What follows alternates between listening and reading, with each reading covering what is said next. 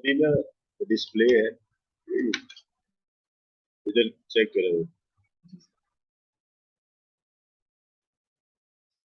जो XML files होती है ना, यस सर।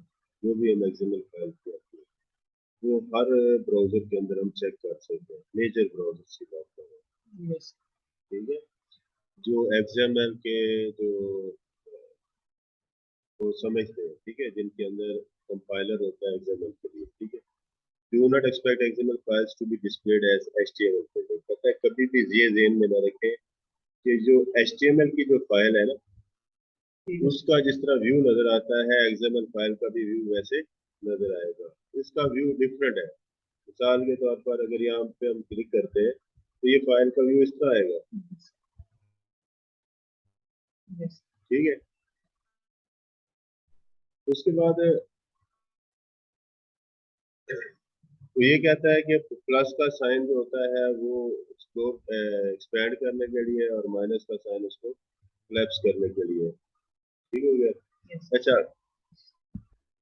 बस अभी इसमें यही है कि व्यू वगैरह कैसे सर, ये हाँ, प्लस और माइनस क्या? ये प्लस और माइनस ये है ना, बस इस पे क्लिक करते हैं ना तो ये जैसे ये बना हुआ ना, ये वाला sign, ये क्या है, कोलैप्स करने के लिए है ना, और एक एक्सपेंड करने के लिए। ऐसे करेंगे तो ये कोलैप्स हो चुका है। Yes sir. अब ये वाला एक्सपेंड करने के लिए और ये तो कहता है प्लस माइनस, कुछ ब्राउजर प्लस माइनस के साइन को भी ले लेते हैं। Yes sir. हाँ, तो जरूरी नहीं है, यहाँ पे बस क्लिक करने से वो एक्सपेंड होगा और कोलैप्स होगा, क्योंकि ये ट्री की फॉर्म में होता है ना, यस। हायरार्की ये सर हायरार्की अभी में बताया। होता है। अच्छा, अब इसमें एक चीज और याद रखिएगा कि ये जो एक्सएमएल फाइल है,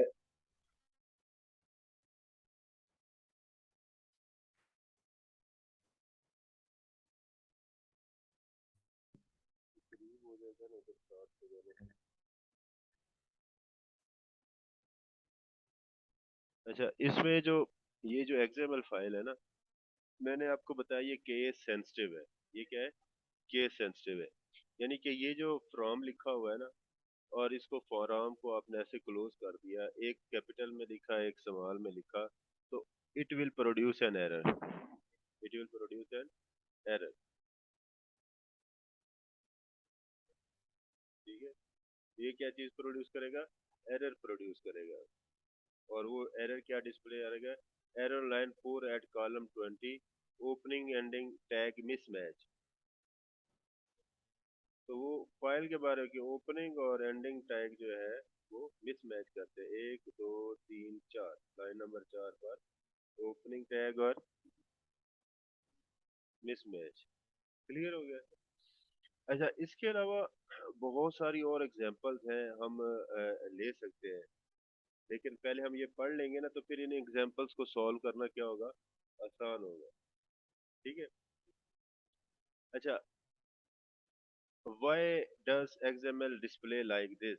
वो कहता है कि इस तरह आपको डिस्प्ले क्यों करती है।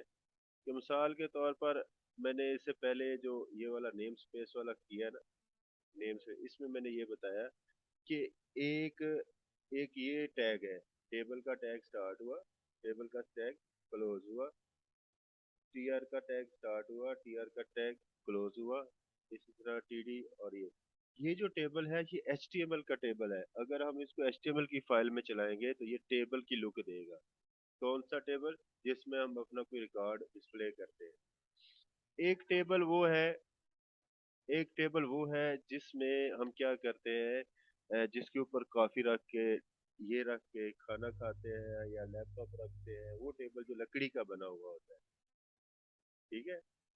Piece of furniture.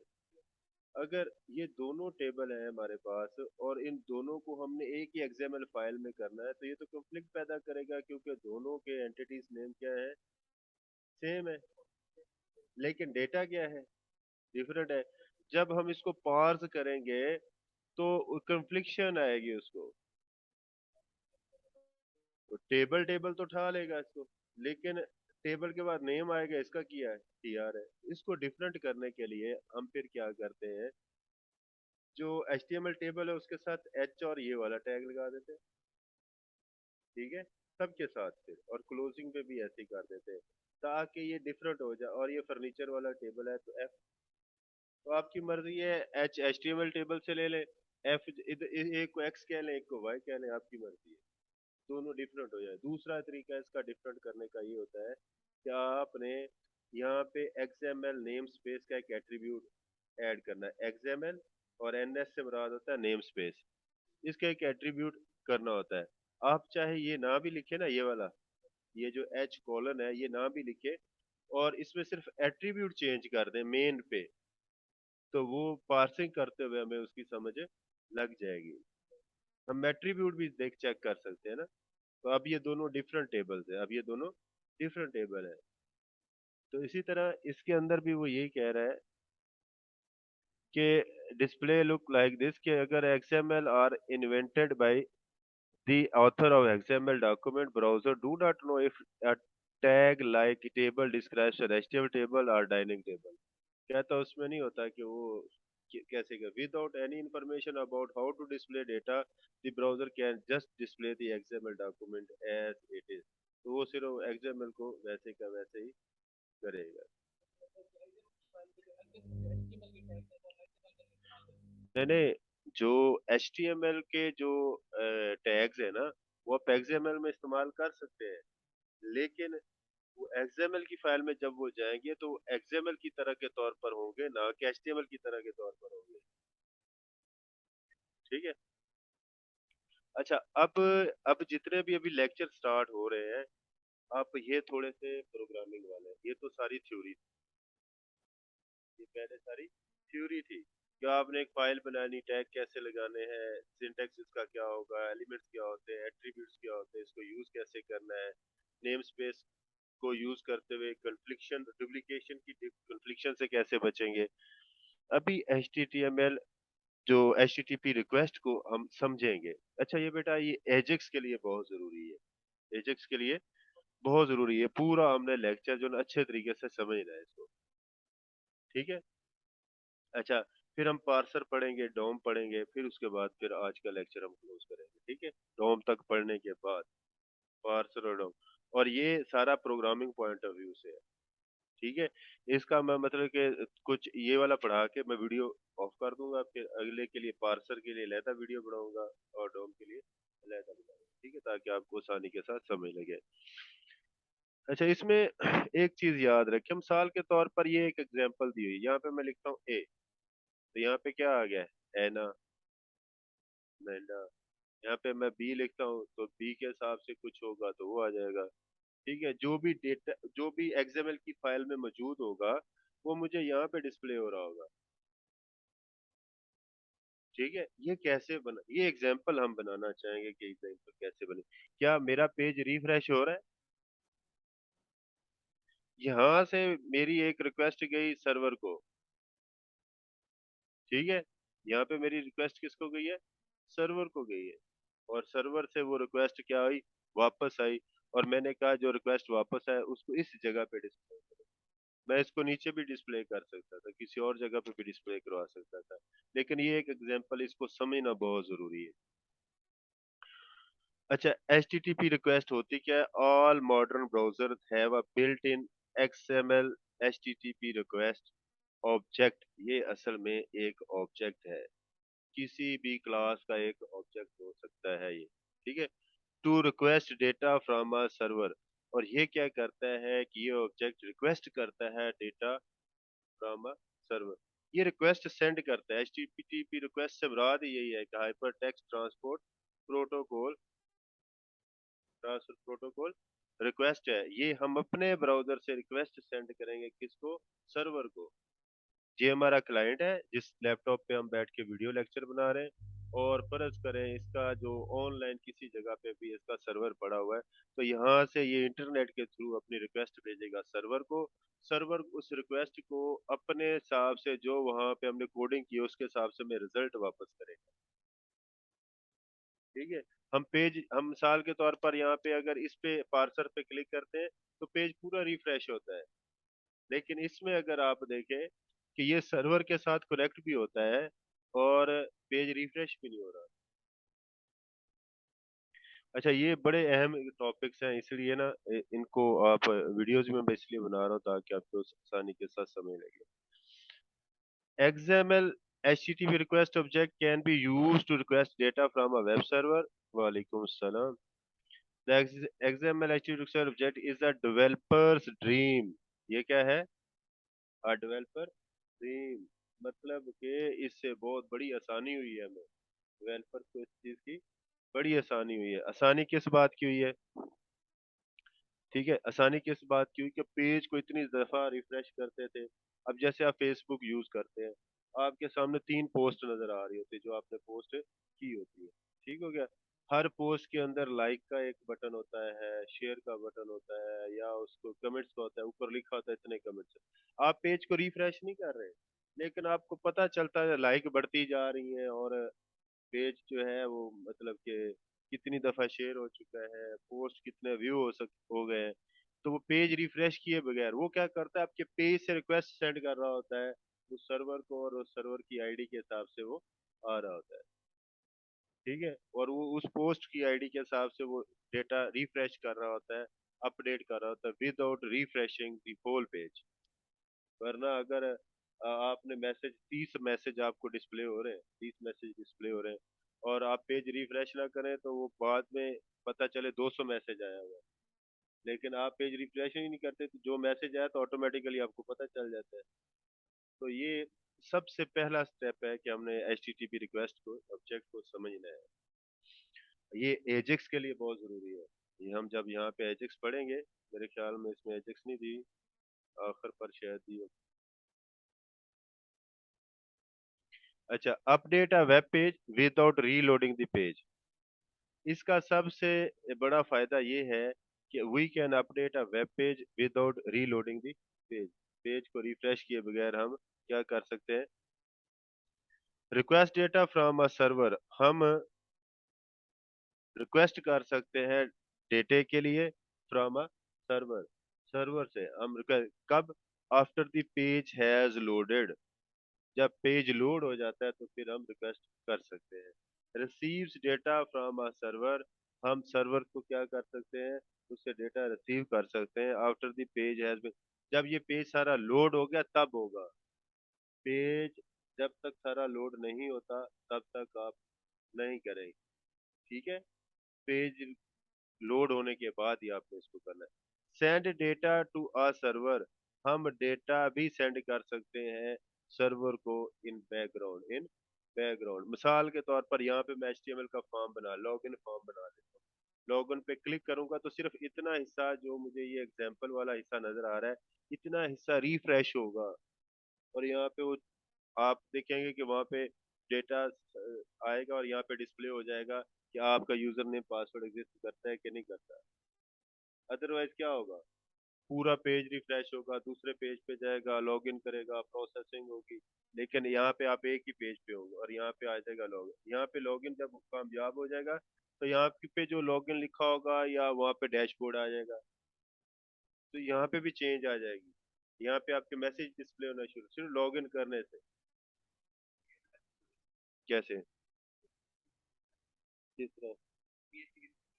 ठीक है, PHP वो पेज सारा रिफ्रेश होगा। हम पेज को रिफ्रेश किए बगैर करना चाहते हैं। उसी पेज पे रहे, ये भी सारा चेंज ना हो। सिंपल लॉगिन करने के बाद यहाँ पे लॉगिन वाला टैब खत्म हो जाए। ठीक है, मिसाल के तौर पर मैंने एक जगह पे किया, मैंने XML नहीं यूज की, मैं वैसे ही मैं आपको बता रहा हूँ।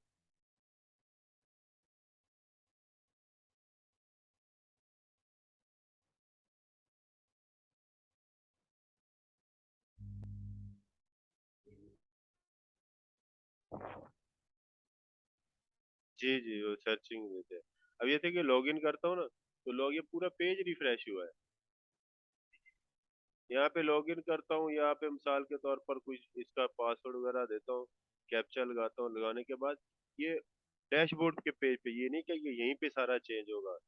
यहाँ पे चेंज होने के बाद फिर ये चेंज होगा। लेकिन अगर मैं इसको करूँ तो मैं इसको क्लिक करूँ और ये सारा चेंज, ऊपर वाला कुछ भी चेंज ना हो, सिर्फ इतना पेज चेंज हो, यहाँ पे डैशबोर्ड आ जाए, यहाँ पे मेन्यू सारे आ जाए।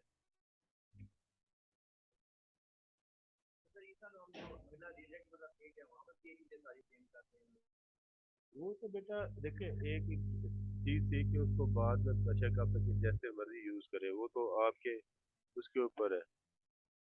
अब देखिए ये पूरा पेज रिफ्रेश हुआ, हालांकि वो लॉगिन हो चुका है। अब यहाँ पे नहीं आना चाहिए था, लेकिन ये है कि मैंने यहाँ पे इधर मैं लॉगिन पेज पे डैशबोर्ड ये वाला आ जाना चाहिए था उधर ही। हाँ ये रिफ्रेश हो गया है, तो एक्सएमएल में हम कर सकते हैं। उसके लिए जाहिर बात है आपको फिर पूरा डीएफडी बनाना पड़ेगी, डेटा फ्लो डायग्राम बनाने पड़ेगी कि हम कितने ऑप्शंस होंगे कि यूजर यहाँ से लॉगिन करेगा, ठीक है, और लॉगिन करने के बाद क्या क्या स्टेट्स हो सकती है, कौन से पेज से लॉगिन करे, कौन से पेज से ना करे, ठीक है। अच्छा,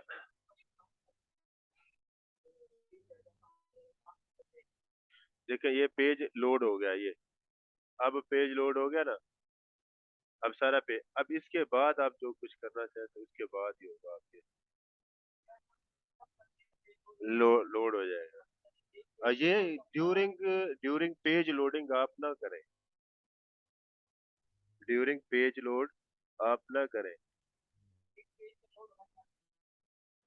भाई आप बगैर लूप, ड्यूरिंग प्रोसेस आप अपना भी प्रोसेस चला सकते हैं कि जब आपका ये हेडर जो है ये डाउनलोड हो जाए या फिर इसका एचटीएमएल आ जाए, तो ऑटोमेटिकली यहाँ पे अगर कोई मैसेजेस है आपके तो यहाँ पे डिस्प्ले कर दो, उसको कुछ भी हो सकता है।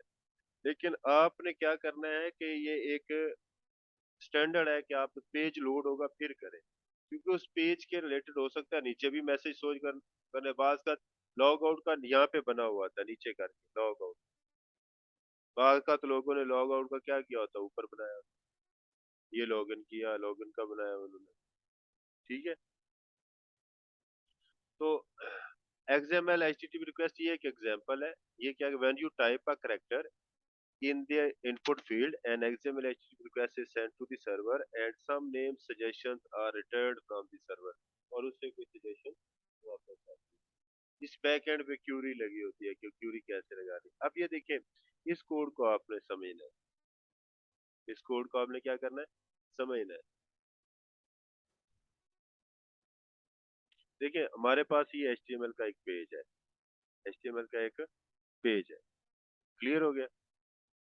हमारे पास जितना भी डेटा पड़ा हुआ है ये इस फाइल के अंदर पड़ा हुआ है।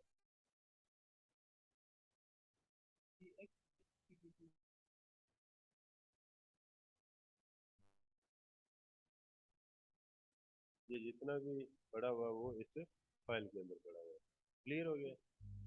अच्छा, ये HTML का ना हमारे पास, HTML का हमारे पास क्या है, ये एक बटन बना हुआ है, ये वाला चेंज कंटेंट, चेंज, चेंज क्या करें, कंटेंट। अब पूरा पेज रिफ्रेश नहीं हुआ, बल्कि उतना पोर्शन जो है रिफ्रेश हुआ, उसने इस फाइल से ये सारा उठा के, सारा उठा के उसने क्या किया, इस यहाँ पे डिस्प्ले करवा दिया। देखो यहाँ पे ये बटन बना हुआ है, ठीक है, ये देखिए, जब रिफ्रेश ये बटन बना हुआ है ना, बटन को क्लिक करते हैं तो वो जो इस फाइल के अंदर होता है वो सारे का सारा कहाँ पे डिस्प्ले हो जाता है, यहाँ पे डिस्प्ले हो जाता है। अच्छा, अब ये देखिए, यहाँ पे हमने एक फंक्शन बनाया, load XML document, load XML, आप फंक्शन का नाम कुछ भी रख सकते हैं, डिस्प्ले डॉक्यूमेंट रख दें, लोड डॉक्यूमेंट रख दें, ठीक है, कोई फाइल और रख दें, वो यहाँ पे आना शुरू हो जाए। यहाँ पे ये देखिए, यहाँ पे उसने क्या किया कि एक ऑब्जेक्ट क्रिएट किया, किसका, XML HTTP रिक्वेस्ट का एक ऑब्जेक्ट क्रिएट कर दिया। ये जैसे अरे को डिक्लेयर करते हैं, जैसे अरे या इंटीजर डिक्लेयर करते हैं ना, इस तरह एक ऑब्जेक्ट डिक्लेयर कर दिया। एक नया ऑब्जेक्ट, न्यू का जो वर्ड होता है वो किस लिए होता है, वो ऑब्जेक्ट को क्रिएट करने के लिए होता है। न्यू का वर्ड अरे को क्रिएट करने के लिए होता है, ठीक है। ये जो, ये फंक्शन एज इट इज लिखना है आपने, इसे एक्सएमएल छोटा नहीं लिखना है, रिक्वेस्ट का छोटा नहीं लिखना है, ये सच एज इट इज आपने लिखना है। ये एक न्यू ऑब्जेक्ट क्रिएट करेगा और उस ऑब्जेक्ट का, ये कोई क्लास है इसकी, उसका ऑब्जेक्ट क्रिएट हो गया, उसका ऑब्जेक्ट क्रिएट हो गया, ऑब्जेक्ट क्रिएट होने के बाद, हाँ, ये ऑलरेडी बिल्ट इन है इसके पास ब्राउजर।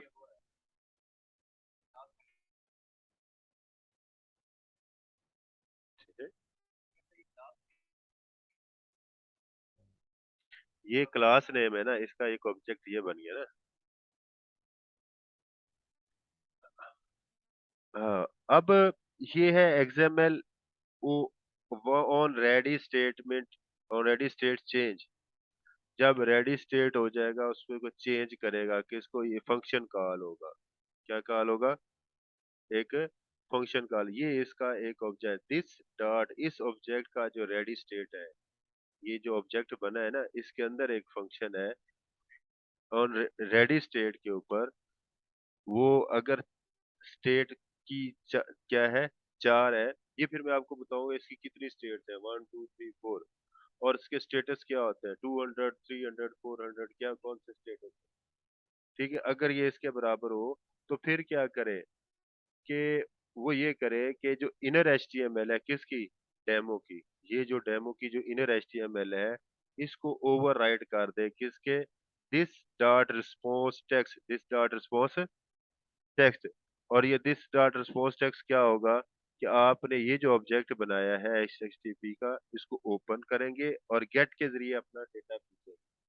किसको डेटा भेजेंगे, इस फाइल को। तो इस ये फाइल को ओपन करेगा, ओपन करने के बाद क्या करेगा, वो सारे का सारा डेटा क्या करेगा, यहाँ रीड कर लेगा और किस में रख देगा, रिस्पॉन्स डॉट टेक्स्ट में कर देगा।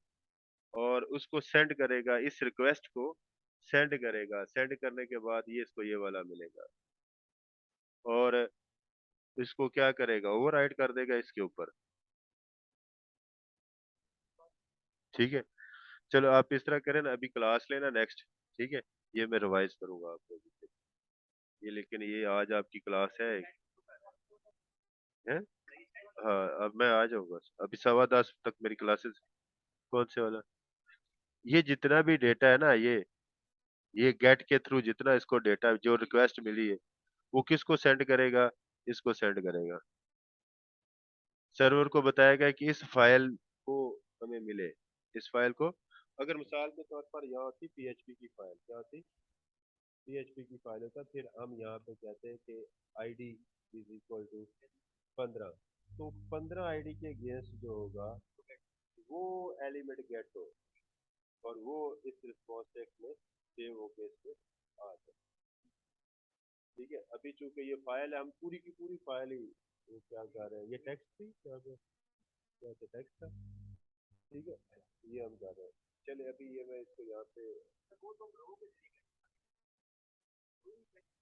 रो तो हम खुद में ना, हम तो डेटा ले लेते हैं डेटा बेस से, बाद में HTML से उसकी PHP के जरिए से HTML क्रिएट करते हैं, टैग के रूप में। डेटा तो हमारे पास इसमें पड़ा होता है,